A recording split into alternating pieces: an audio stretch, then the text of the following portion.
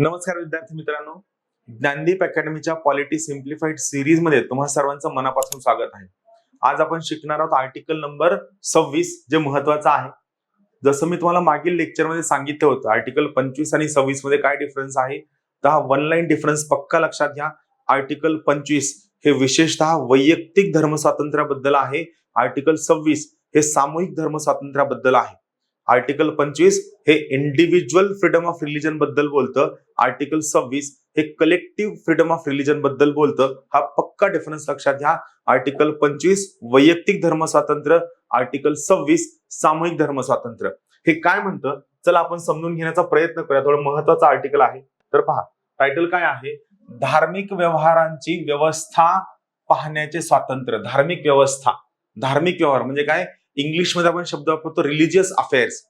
म्हणजे एखादी धर्मसंस्था स्थापन करून या धर्मसंस्थेमार्फत धार्मिक व्यवहारची व्यवस्था पाहण्याचं स्वातंत्र्य मिळणं, याला आपण म्हणायचं freedom to manage religious affairs.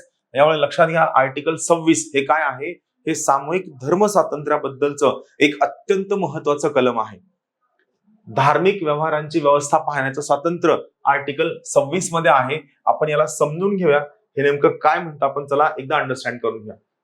तर पहा, परत या ठिकाणी कोणत्याही धर्मसंस्थेने स्वतःचा धार्मिक व्यवहार पाहण्याचा स्वतंत्राचा मूलभूत अधिकार वापरत असताना कशाला धक्का पोहोचवता कामा नये, तर सार्वजनिक सुव्यवस्था हे पहिलं बंधन असेल, नीतिमत्ता दुसरं बंधन असेल, आरोग्य तिसरं बंधन असेल. म्हणजे कोणत्याही धर्मसंस्थेने स्वतःचा धार्मिक व्यवहार व्यवस्थितपणे चालविण्याचा अधिकार वापरत असताना सार्वजनिक सुव्यवस्थेला भंग करता कामा नये, नीतिमत्तेला भंग करता कामा नये, आरोग्याला भंग करता कामा नये. हा मूलभूत हक्क वापरत असताना या तिघांच्या अधीन राहून प्रत्येक धार्मिक संप्रदायास अथवा त्यांच्यापैकी कोणत्याही गटास, धर्मसंप्रदाय, रिलीजियस डिनॉमिनेशन किंवा त्यातील एखादा ग्रुप असेल, यांना काय अधिकार आहे, तर प्रत्येक धार्मिक संप्रदायास धार्मिक व धर्मदायी प्रयोजनांकरिता संस्थांची स्थापना करणे व स्वखर्चाने चालविण्याचा अधिकार आहे. सो पहिला अधिकार काय आहे,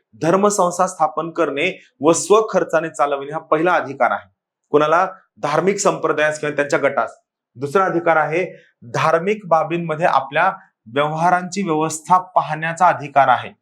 एक तर पहिलं काय आहे, धर्मसंस्था स्थापन करणं, स्वखर्चाने धर्मसंस्था चालविणं.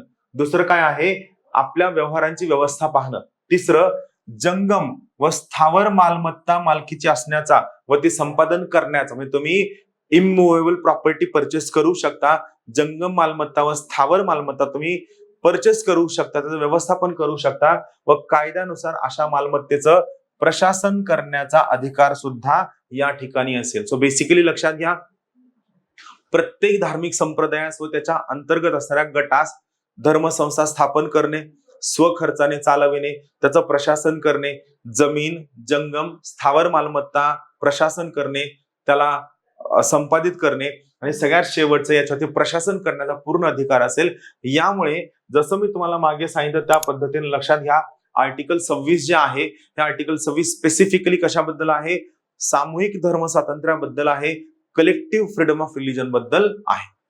थँक्यू.